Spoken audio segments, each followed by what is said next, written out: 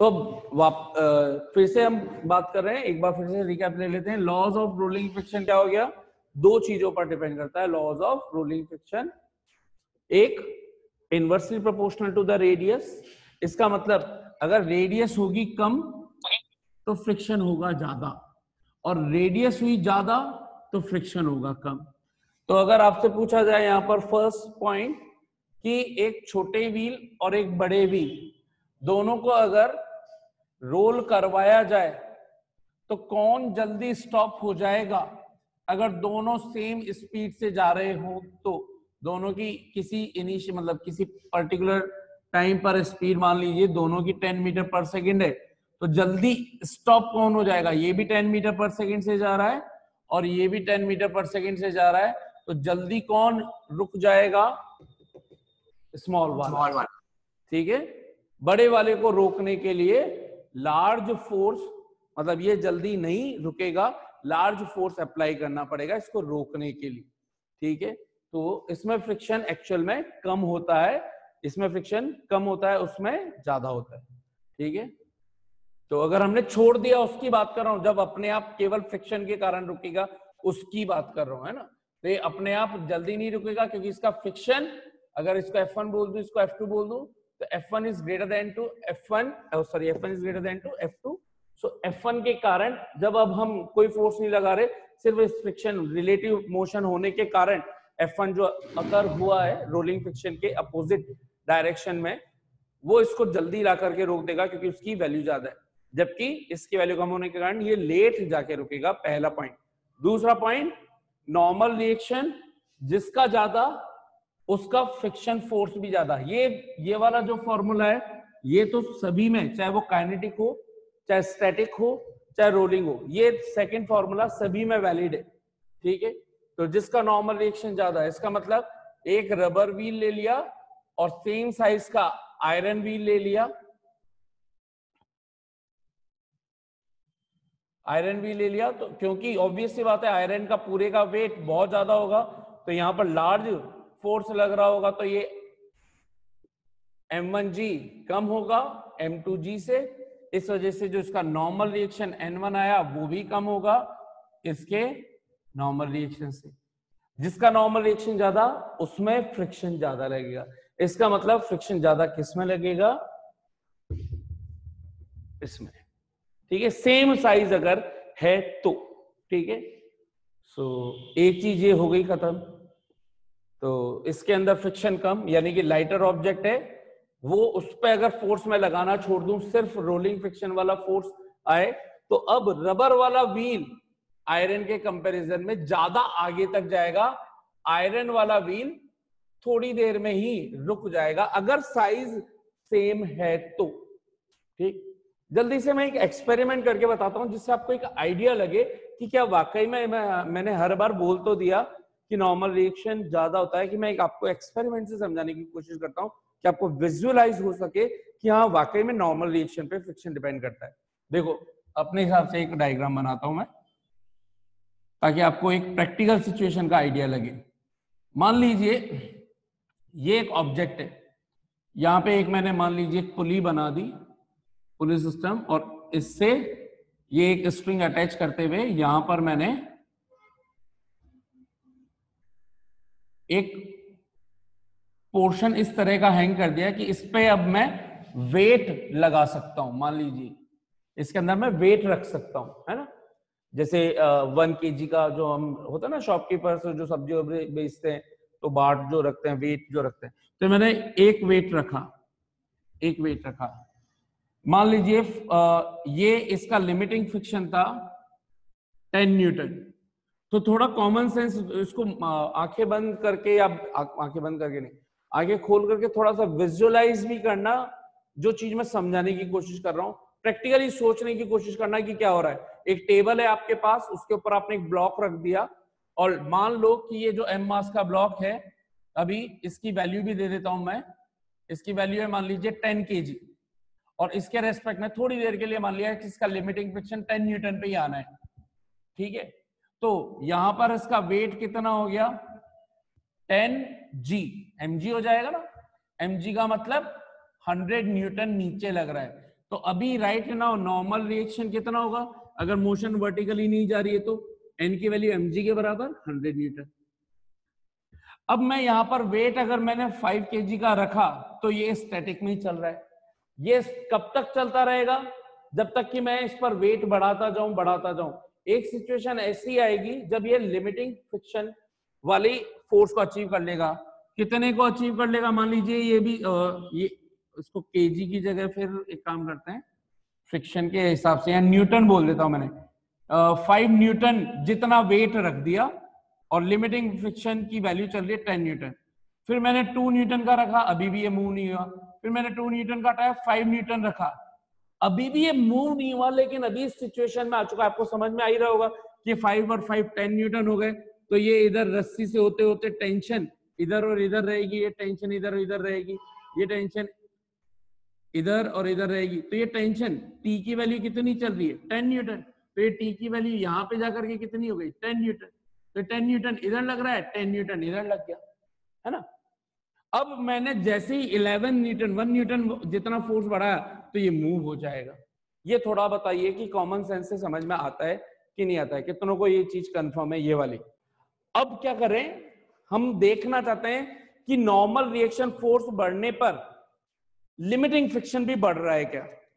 अब मैंने इसी एग्जांपल में क्या किया, ये जो ब्लॉक था इसके ऊपर एक ब्लॉक और रख दिया 5 kg का, और ये चल रहा था 10 kg का।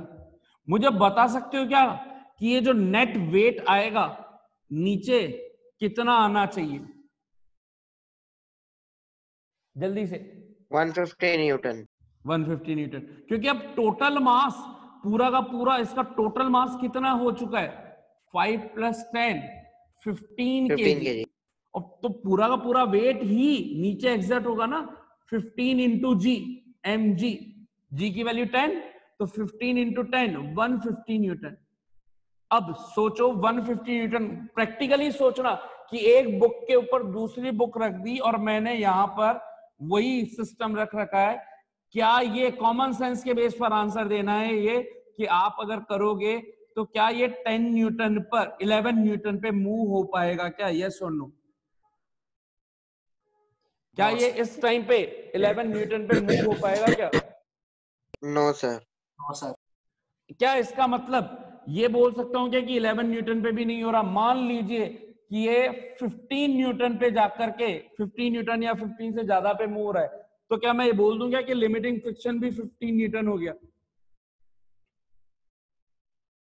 सो इसका मतलब इतना कॉमन सेंस से समझ में आता होगा ना कि इसके ऊपर अगर मैं बुक के ऊपर बुक रख दूं, बुक के ऊपर बुक रख दूं, लास्ट नीचे वाली बुक को मूव करवाने की कोशिश करूं, ज्यादा फोर्स लगाना पड़ेगा बजाय सिंगल बुक रखी हुई होती है और उसको मैं खींच रहा होता। इतना कॉमन सेंस से समझ में आता है। आपने भी निकाली होगी बहुत सारी एक के बुक्स, एक के ऊपर एक पाइल्स हुई हुई है ना, जैसे लाइब्रेरी के अंदर होती, नीचे की बुक को खींचना बहुत टफ होता है।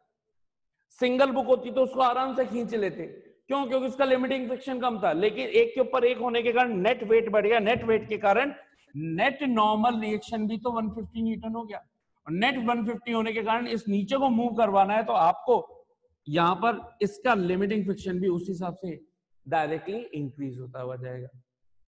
तो क्या ये कॉमन सेंस वाली सिचुएशन समझ में आई, अब आपको समझ में आ रहा है कि अब ये N2 हो गया, ये N1 था, नॉर्मल रिएक्शन बढ़ाते ही लिमिटिंग फ्रिक्शन की वैल्यू भी इंक्रीज हो गई। कितनों को ये चीज समझ में आई। एक चीज और है जिसको वेरीफाई यहीं पे करते हैं, वो चीज है, हमने बोला कि ये भाई टोटल एरिया पे, टोटल अपेरेंट एरिया पे डिपेंड नहीं करता, ये तो केवल एक्चुअल कॉन्टेक्ट एरिया पर डिपेंड करता है। टोटल एरिया कितना भी हो उससे फर्क नहीं पड़ता। अब मैंने क्या किया, एक सिचुएशन तो रखी मैंने भाई, दो ब्लॉक सेम साइज के एक के ऊपर एक रखे और यहां पे वही सिस्टम लगा दिया। आप लोग खुद अपने कॉमन सेंस से आंसर दीजिएगा, ठीक है।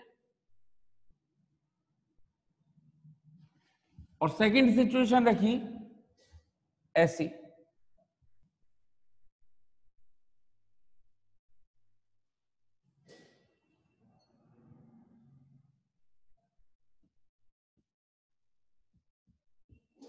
ये दोनों सिचुएशन ये छोटे बड़े नहीं है, भावनाओं को समझना, बिल्कुल इक्वल सेम ही है। इसको उठा करके बस यहां रख दिया।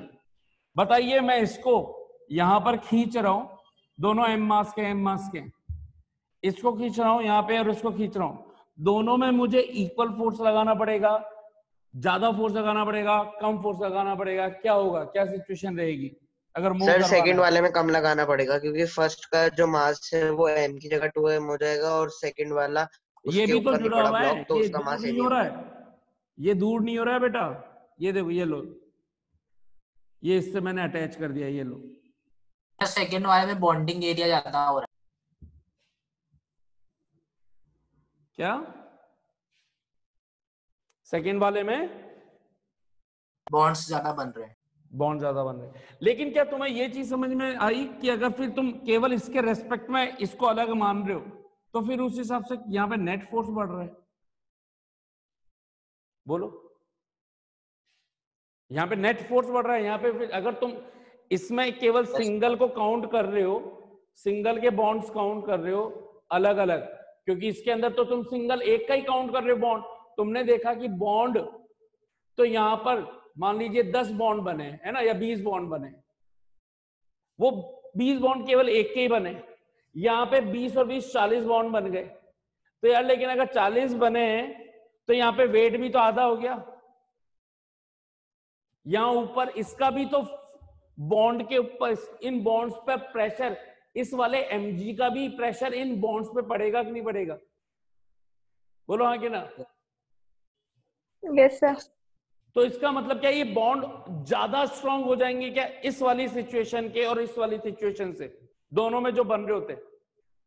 एक तरह से क्या ये इसके इस सिचुएशन में जो भी ये 20 बॉन्ड्स बनते एक में, क्या उसके ये 2 टाइम्स पावरफुल बॉन्ड बनेंगे, हाँ कि ना? Yes sir. Equal masses. Yes sir.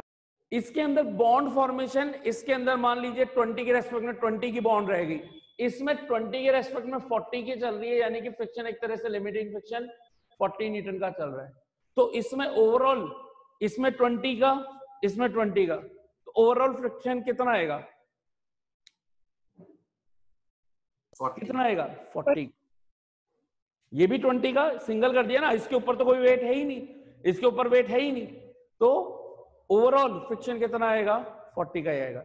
ये प्रैक्टिकली प्रूवन चीज है जो मैं बता रहा हूं आपको, मतलब मैं ऐसे नहीं केवल ऐसे बोल रहा हूं, आप चाहें तो इसका एक्सपेरिमेंट खुद घर पे कर सकते हैं, बड़ी सिंपल चीज है ना। या आप फील करना चाहें तो थ्रेड बांध दें, कोई सी भी रस्सी किसी एक चीज से, उसके ऊपर वेट रख लें, उसको खींचे, आपको इतना तो समझ में आ ही जाएगा कि पहले से कितना ज्यादा हो गया या ऑलमोस्ट उसके आसपास ही रहा। उतना आसपास भी रहा का मतलब बराबर लिमिटिंग फ्रिक्शन चल रहा है। तो आप यहां पर बहुत ज्यादा फोर्स रख दीजिए, दूसरा मान लीजिए 3 फोर्स रख दिए, 3 ब्लॉक रख दिए, और उसकी जगह आपने इन तीनों को एक के पीछे रख दिया। ये ठीक वो सिचुएशन हो गई, 3 डब्बे हैं ट्रेन के, उनको एक साथ खींचना, या फिर एक के ऊपर एक तीनों डब्बों को रख के फिर खींचना, दोनों ही सिचुएशन में इक्वल फोर्स लगेगा अगर टोटल नॉर्मल रिएक्शन बराबर है तो। देखो यहां पर अगर ये m मास है और ये m मास है, बताओ mg और इधर n1, mg और n2, लेकिन मुझे अगर इसको खींचना है तो कंपलसरी इसके साथ इसको भी खींचना पड़ेगा कि नहीं खींचना पड़ेगा? यस और नो? Yes sir. इसको आगे मूव कराने के लिए इसका भी तो साथ में मूव होना जरूरी है, तो केवल एक ही फ्रिक्शन थोड़ी कंसीडर करना है F1, क्या मुझे इस F2 को कंसीडर करना पड़ेगा कि नहीं करना पड़ेगा? करना पड़ेगा सर। करना पड़ेगा ना।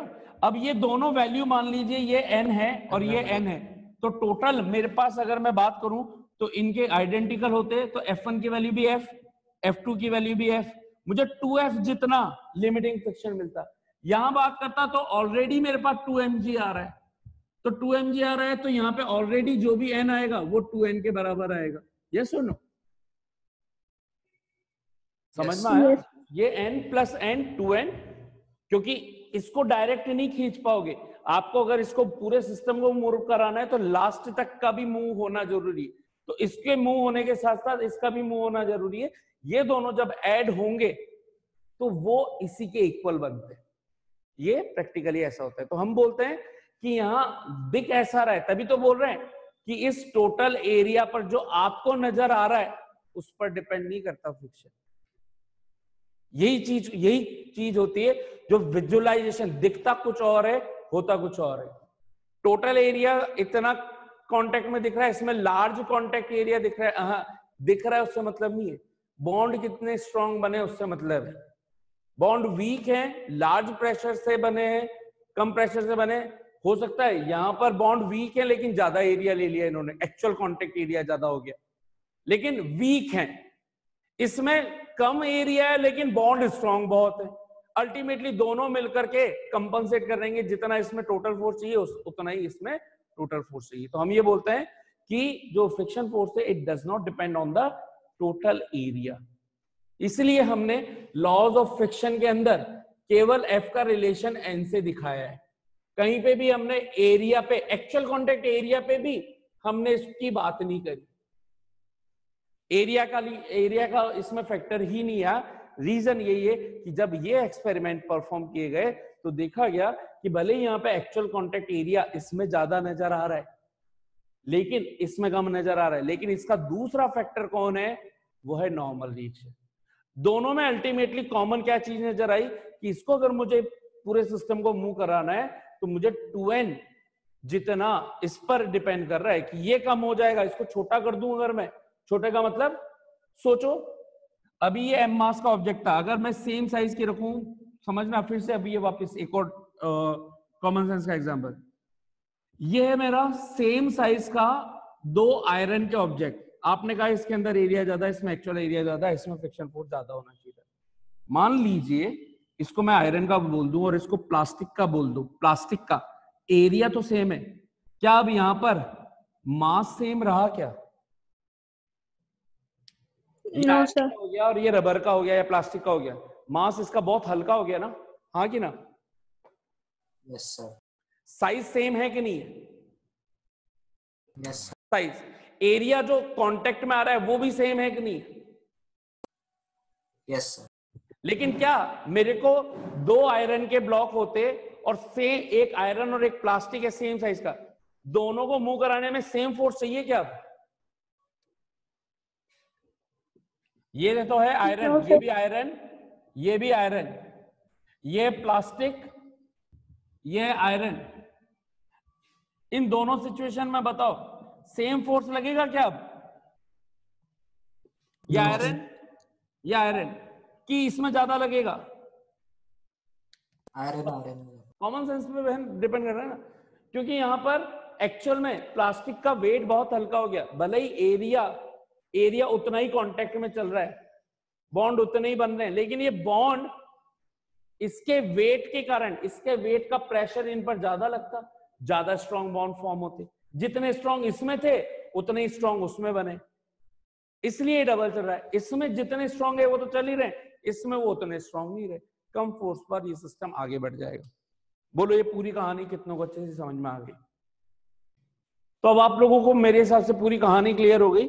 अगर लॉज हो चुके हैं तो फॉर्मूला भी कुछ होना चाहिए, तो फॉर्मूला जल्दी से सीख लेते हैं हम। तो हमने बोला कि लॉज ऑफ रोलिंग फ्रिक्शन 2 चीजों पर डिपेंड कर रहा है, एक रेडियस पर और एक एन पर। अगर इनको कंबाइन कर दें रोलिंग फ्रिक्शन के लिए तो हमारे पास फॉर्मूला कुछ ऐसा, रिलेशन कुछ ये आ रहा है, एन बाय आर। जैसे प्रोपोर्शनैलिटी का साइन हटाते हैं एक कांस्टेंट आता है, उस कांस्टेंट को हम क्या बोल रहे हैं, म्यू आर, एंड ये म्यू आर ही क्या बोला जा रहा है, coefficient of rolling friction, coefficient of rolling friction. So mu r n upon r. R is radius, n is normal reaction force. ठीक है, तो जैसे हमारे पास उसके अंदर आया था F is equal to mu N, mu is equal to F by N. ठीक है, ये कोफिशिएंट ऑफ फ्रिक्शन था। इसके एसआई यूनिट क्या थी भाई? एसआई यूनिट, हाँ, यूनिटलेस और डायमेंशन जल्दी से बताइए, म्यू आर की यूनिट क्या होगी? What is the SI unit of mu R? Dimensionless, unitless. Unitless. और dimension of formula M0 Dimension. L0 और दिमागो ये यूनिटलेस कैसे होगा आरुषि?